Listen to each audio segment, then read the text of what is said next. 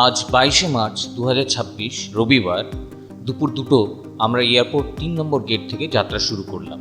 গন্তব্য উত্তর 24 পরগনার চন্দ্রকেতুগড়। বাংলার মাটির নিচে আজও ঘুমিয়ে আছে এক বিস্তৃত নগরী, এক এমন সভ্যতা যার ইতিহাস 2000 বছরেরও বেশি পুরনো, যে নগরীর শিল্প, স্থাপত্য, বাণিজ্য ও সংস্কৃতি একসময় গোটা ভারতবর্ষকে বিস্মিত করেছিল। এই হারিয়ে যাওয়া নগরীর নাম চন্দ্রকেতুগড়। কলকাতা থেকে মাত্র 35 কিলোমিটার দূরে উত্তর 24 পরগনার বেড়াচাপার কাছে অবস্থিত এই আর্কিওলজিক্যাল সাইটকে অনেকেই বলেন বাংলার মহেঞ্জোদারো। কিন্তু কেন, কি এমন লুকিয়ে আছে এই মাটির নিচে যা ইতিহাসবিদদের হতবাক করেছে? চলুন ফিরে যাই প্রায় 2300 বছর আগের বাংলায়।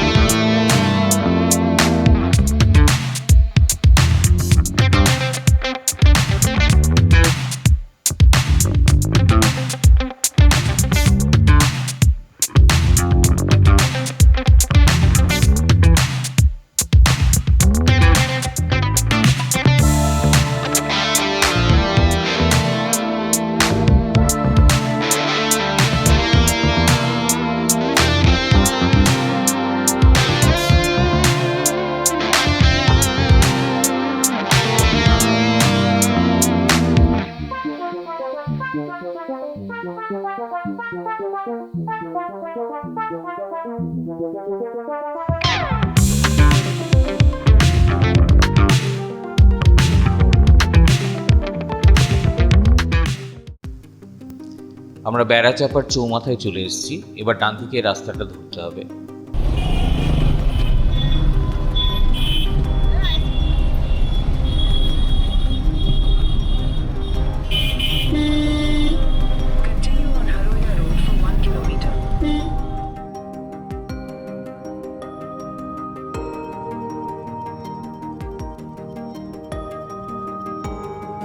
এখান থেকে বাঁ দিকে টার্ন নিতে হবে।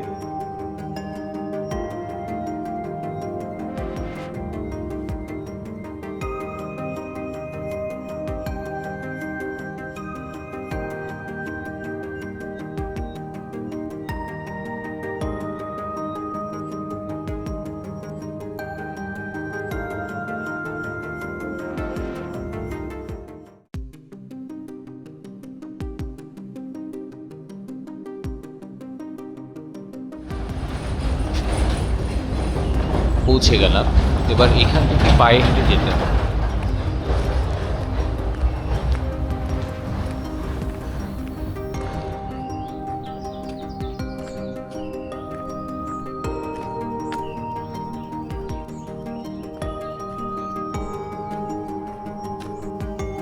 চন্দ্রকেতুগড়ের ইতিহাস শুরু হয় আনুমানিক খ্রিস্টপূর্ব 4র্থ শতাব্দীতে, অর্থাৎ মৌর্য যুগেরও আগে। প্রত্নতাত্ত্বিকদের মতে এই নগরী টানা প্রায় 1500 বছর ধরে বসতিপূর্ণ ছিল, প্রাক মৌর্য যুগ থেকে শুরু করে পাল সেন যুগ পর্যন্ত। অর্থাৎ যখন রোমান সাম্রাজ্য উত্থান পতন দেখছে, যখন গুপ্ত সাম্রাজ্য ভারত শাসন করছে, তখনও চন্দ্রকেতুগড় ছিল বাংলার এক সমৃদ্ধ নগর কেন্দ্র।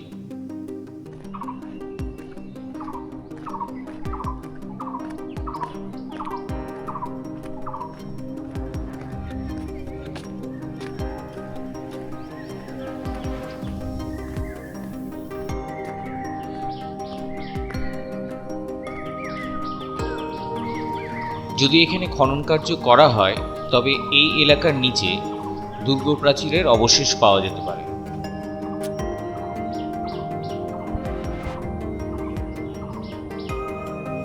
প্রাচীনকালে এই শহরের পাশ দিয়ে প্রবাহিত হতো বিদ্যাধরী নদী, যা সরাসরি বঙ্গোপসাগরের সঙ্গে যুক্ত ছিল।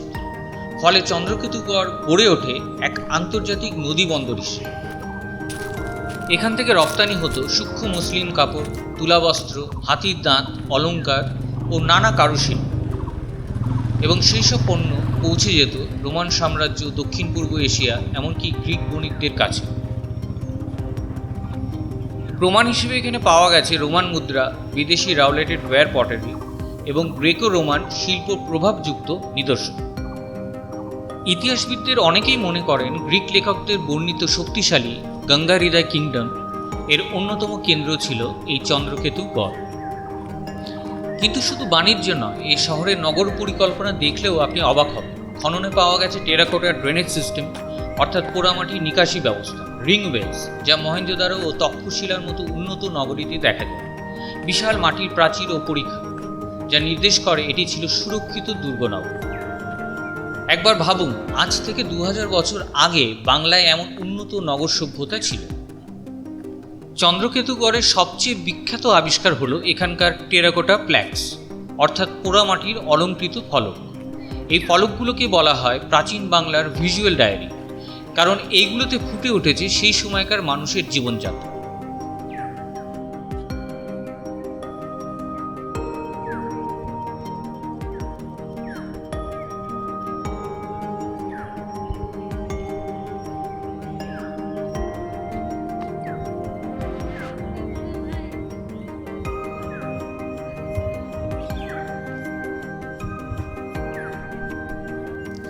এখান থেকে বেরিয়ে পড়লাম, এবার সেকেন্ড সাইটে যাচ্ছি।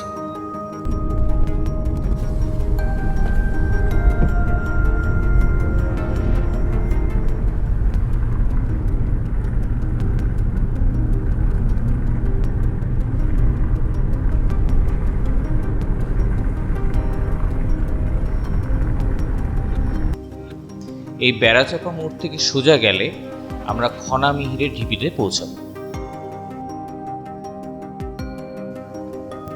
এই পৌঁছে গেলাম।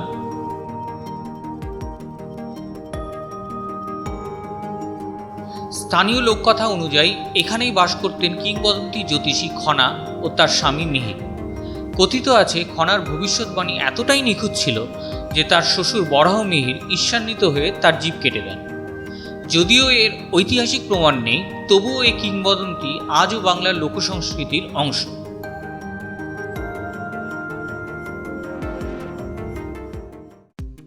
এখানে প্রচুর আর্কিওলজিক্যাল আর্টিফ্যাক্টস পাওয়া গেছে।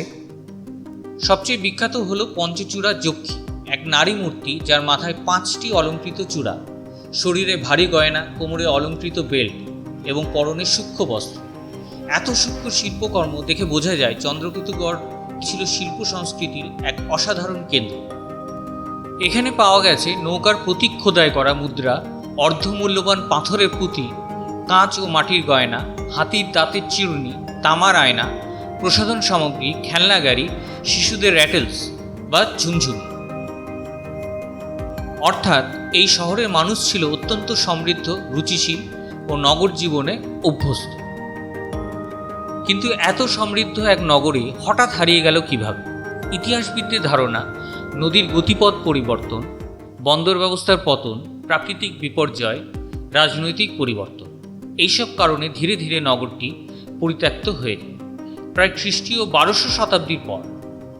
তারপর শতাব্দীর পর শতাব্দী ধরে এই সভ্যতা চাপা পড়ে যায় মাটির নিচে। আধুনিক যুগে প্রথম এই স্থানে গুরুত্ব ধরা পড়ে 1907 সালে, যখন স্থানীয় বাসিন্দা ডক্টর তারকনাথ ঘোষ এখানে প্রাচীন নিদর্শন খুঁজে পায়। পরে 1955 থেকে 1968 সালের মধ্যে আশুতোষ মিউজিয়ামের তত্ত্বাবধানে শুরু হয় বড় আকারের খনন কার্য, আর তাতেই সামনে আসে বাংলার এক বিস্তৃত নগর সভ্যতার অবিশ্বাস্য ইতিহাস। কিন্তু এখানেই শেষ নয়। চন্দ্রকেতুগড়ের ইতিহাসের সবচেয়ে দুঃখজনক অধ্যায় হলো এর লুণ্ঠন। দীর্ঘদিন অবহেলিত থাকার সুযোগে স্থানীয় দালাল, চোরাকারবারি ও আন্তর্জাতিক পাচার চক্র হাজার হাজার আর্কিওলজিক্যাল আর্টিফ্যাক্টস চুরি করে বিদেশে পাচার করে দেয়। অনেক গ্রামবাসী সামান্য টাকার বিনিময়ে এই কাজগুলো করে দেয়। পরে সেসব জিনিস পৌঁছে যায় নিউ ইয়র্কের মেট্রোপলিটন মিউজিয়াম অফ আর্টস, প্যারিসের মিউজিয়ামেট, ইউকে, জার্মানি ও অন্যান্য দেশের জাদুঘর। বিশেষজ্ঞদের মতে চন্দ্রকেতুগড়ের হাজার হাজার নিদর্শন এইভাবেই হারিয়ে গেছে বিদেশে। পরিস্থিতি বদলাতে শুরু করে। আন্তর্জাতিক তদন্ত অপারেশন হিডেন আইডলের পর কুখ্যাত আর্ট স্মাগলার সুভাষ কাপুরের চক্র ভেঙে উদ্ধার হয় বহু ভারতীয় আর্কিওলজিক্যাল আর্টিফ্যাক্টস, যার মধ্যে ছিল চন্দ্রকেতুগড়ের বহু অমূল্য নিদর্শন। 2023 ও 2026 সালে আমেরিকা থেকে ভারতের কাছে ফেরত আসে চন্দ্রকেতুগড়ের বেশ কিছু চুরি হওয়া টেরাকোটা ফলক। আজও চন্দ্রকেতুগড়ের বিশাল অংশ মাটির নিচে চাপা পড়ে আছে। অনেক আর্কিওলজিস্ট মনে করেন পূর্ণাঙ্গ খনন হলে এটি ভারতের অন্যতম গুরুত্বপূর্ণ প্রাচীন নগর আবিষ্কৃত হয়ে উঠতে পারে। চন্দ্রকেতুগড় শুধু একটি আর্কিওলজিক্যাল সাইট নয়, এটি প্রমাণ করে যে প্রাচীন বাংলা ছিল সমৃদ্ধ, উন্নত এবং সাংস্কৃতিকভাবে অসাধারণ এক সভ্যতার ধারক, এক হারিয়ে যাওয়া নগরী যার গৌরব আজও লুকিয়ে আছে বাংলার মাটির নিচে।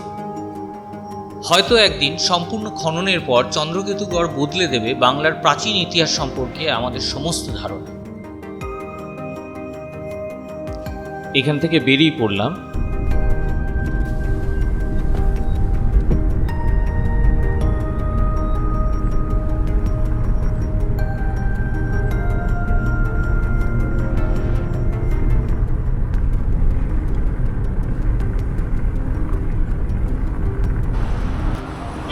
এটা বেড়াচাপাতেই চন্দ্রকেতুগড় মিউজিয়াম। এখানে বিভিন্ন আর্কিওলজিক্যাল আর্টিফ্যাক্টসগুলো দেখতে পাবেন, যেগুলো আমি প্রথম দিকে আলোচনা করেছিলাম সেই। এখানে ছবি তোলা নিষিদ্ধ।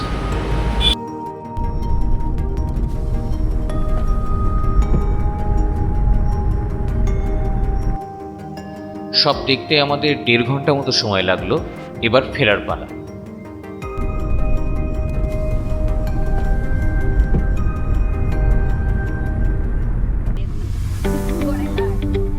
আজকের ভিডিওটি কেমন লাগলো মন্তব্য করে জানাতে ভুলবেন না, কিন্তু ভালো লাগলে অবশ্যই লাইক, শেয়ার এবং সাবস্ক্রাইব করবেন। বেল আইকনে ট্যাপ করুন যাতে আমরা নতুন ভিডিও আপলোড করলে সঙ্গে সঙ্গে আপনি নোটিফিকেশন পেয়ে যাবেন। আবার দেখা হচ্ছে আগামী ভিডিওতে।